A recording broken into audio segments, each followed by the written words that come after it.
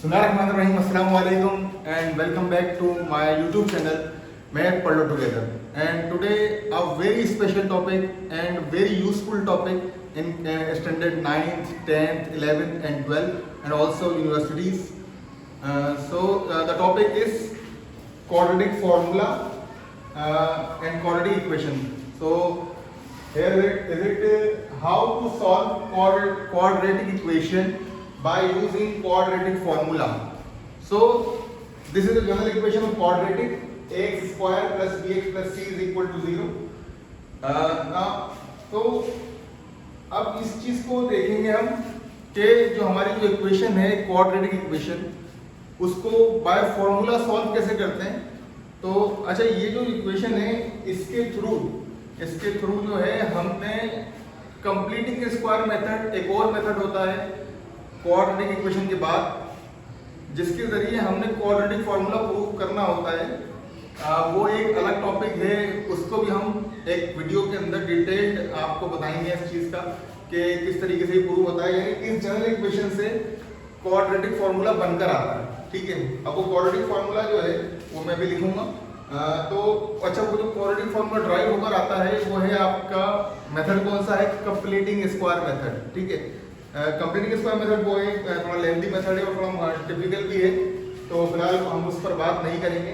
यहाँ हमारे पास एक क्वाड्रेटिक इक्वेशन की जनरल इक्वेशन दी हुई है, जनरलाइज फॉर्म के अंदर दी हुई है.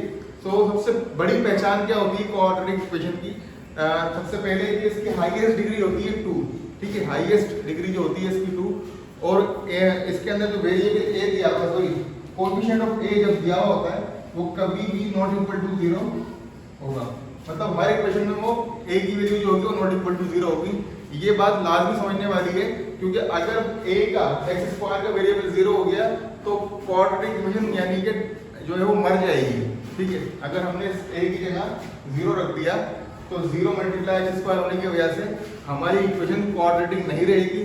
इसलिए इस चीज के ऊपर आपको यानी सख्त यानी आपको मना किया गया है कि आपने a की वैल्यू कभी भी 0 इक्वेशन में नहीं लेनी. कौन सी इक्वेशन में, जिसकी डिग्री 2 हो, हाईएस्ट डिग्री 2 हो. इसलिए उसी इक्वेशन को क्वाड्रेटिक कहते हैं जिसकी हाईएस्ट डिग्री हो 2. ठीक है, अब चलते हैं समझने की तरफ. पहले क्वाड्रेटिक फार्मूला लिखेंगे एंड देन समझेंगे हम इस बात को कि क्वाड्रेटिक फार्मूला है क्या. अब जनरल इक्वेशन आप देख चुके हैं, अब आपके सामने फार्मूला आएगा जो कि बता चुका हूँ कंप्लीटिंग स्क्वायर मेथड से प्रूव होता है. ठीक है, अब यहाँ पे फॉर्मूला लिखना होगा कि आपको समझ में आ जाए. तो फॉर्मूला है x is equal to minus b plus minus under root b square minus 4ac upon 2a. ये वो फॉर्मूला है जो प्रूव होकर आता है जनरल इक्वेशन ऑफ क्वाड्रेटिक से by using completing square method. ठीक है, ये एक अलग टॉपिक बता चुका हूँ, डिस्कस कर लेंगे हम. ठीक है, अब यहाँ पर ये बहुत यूजफुल टॉपिक है. इवन यूनिवर्सिटीज के अंदर भी जब आप जाते हैं तो मतलब यानी किस लेवल तक का टॉपिक है, हायर मैथमेटिक्स में भी काम आता है. ठीक है, तो ये एक बहुत अच्छा टॉपिक है समझने के लिहाज से. हम एक फॉर्मूला हमारे सामने आ चुका है. यहाँ पर अब एक इक्वेशन हम एग्जाम्पल के तौर पर ले लेते हैं ताकि हम उसको सॉल्व कर सकें. अब एक इक्वेशन एग्जाम्पल ले रहे हैं.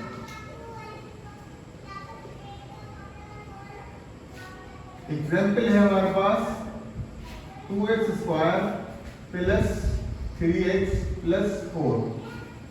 सही, ये हमने एग्जाम्पल लिए. माइनस कर लें, मुझे कोई मतलब नहीं है इसका, चेंज कर लेते हैं.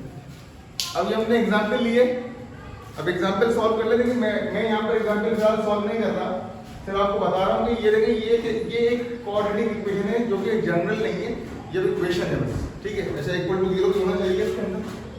तो इस इक्वेशन को सॉल्व करने के 3 मेथड हैं. जो सॉल्विंग मेथड है, जो सॉल्व करने का तरीका है वो इंशाल्लाह नेक्स्ट वीडियो में समझाते हैं आपको. देयर आर 3 मेथड्स हैं. There are 3 methods of to solve आप quadratic equation. Number 1 is factorization, factor method.